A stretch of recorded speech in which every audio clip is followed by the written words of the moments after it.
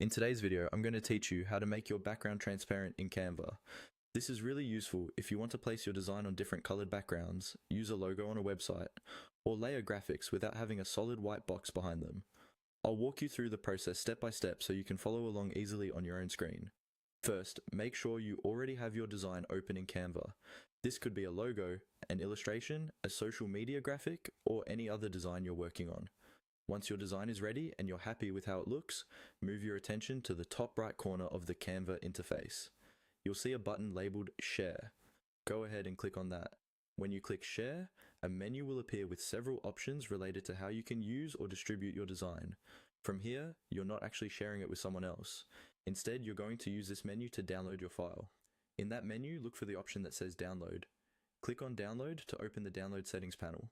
Now you'll see a panel where you can choose your file type and other export options. To make the background transparent, you'll want to select a file format that supports transparency. In Canva, that means choosing PNG as your file type. So if it's not already set, open the file type drop-down and select PNG. Once PNG is selected, look a bit further down in the same panel. You should see a checkbox or toggle labeled Transparent Background.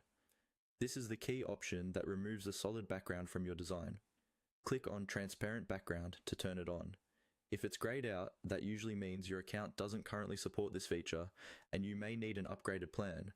If you do see it and can click it, make sure it's checked before moving on. After you've confirmed that the file type is PNG and the Transparent Background option is enabled, you're ready to export.